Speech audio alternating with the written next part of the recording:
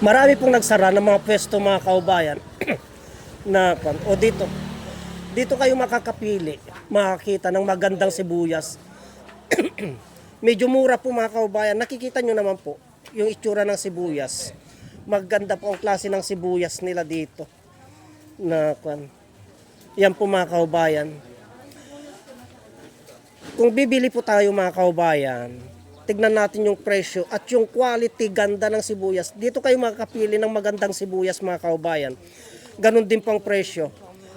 Piling pasukin. Ito po mga kaubayan, no. Tignan naman po natin yung maitsura ng sibuyas kaya sa ating mga pinuntahan, nakikita naman po natin yung quality ng sibuyas pwedeng pang-stock po. Dito lamang po yan sa Palengking Luma, Bagsakan po mga kaubayan, yan po. Ito po, medyo mura po mga kaubayan. Ganon din po doon sa kabila. Walang ganong nagtitinda ngayon mga kaubayan. Walang ganong nagtitinda ngayon kasi Pasko po kasi. Kaya ganyan wala pong ganong nagtitinda ngayon. Kaya maring hanggang dito na lamang pang videos natin at papaling na po tayo. Papunta naman po tayo doon sa labasan o kaya palengking bago. Tara na po. Nakita na po natin ang presyo ng sibuyas. Dito lamang po. Nakakamura po tayo pag tayo mismo ang pumunta dito sa Bagsakan, Palengking Luma. Mga kaubayan, papaling na po tayo at pupunta po tayo doon. Tara na po. Ito po ang gaganda ng mga kaubayan. Patatas, carrots, yan.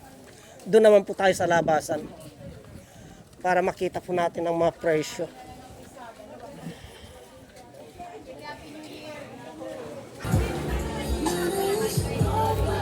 So, bali nandito tayo sa pasilyo dito sa Palengking Luma mga kaubayan. Nandito tayo ngayon at rurumbuin po natin. Titignan po natin kung ano yung ating mga mabibili sa parte doon. Ayun, sili oh. Maganda yung sili. So dito tayo, ayan, ube mga kaubayan, oh. Panghanda sa mga New Year, ube. Ito, yung mga naghanap ng ube. Ito po, oh. Punta lamang po kayo dito sa Palengking Luma. Makikita nyo po yung ube, ang lalaki. Ayan po, ang gaganda. Panghanda po yan. Mga saging, yan po, oh. Saging ni Pasing. Yan po.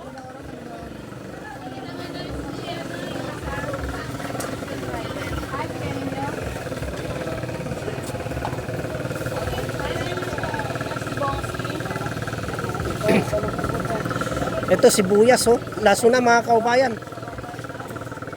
Sa mahal lang sibuyas ngayon. Sa mahal lang sibuyas ngayon, oh, magdahon na lang kayo, maglaso na lang kayo. Ayan oh, mura lamang po yan. Nakakamura po kayo dyan. Kaya tignan po natin kung ano ang ating mabili dito. Yan po. Mga gulay, mais. Mais oh, 70 lamang po isang kilo. Murang-mura. Itong mais na ito mga kaubayan ay lingid sa kalaman ng ating mga kaubayan. Itong mais na ito ay gamot po yan. Gamot po sa UTI yan. Yung mais na yan. Kaya kung yung ating mga kaubayan na may UTI ay bumili lamang po kayo ng mais katulad nyo na ang mura-mura. Yung pinaglagaan ng mais na yan ay yung po ang inyong inumin. Yung ating mga kaubayan na may UTI, walang halong biro po ito mga kaubayan. Kaya wag nating baliwalain itong mais na ito. Dito lamang po yan, matatagpuan mga kaubayan. Pagpasok ng Palengking Luma, pagkagaling ng isdaan, ayan, makikita nyo, kulay puti at kulay dilaw na mais. Yan po. Kung inyo pong naalala mga kaubayan, dito din po yung nag-viral na videos ko tungkol sa papait, kaso wala po eh. Wala pong papait ngayon.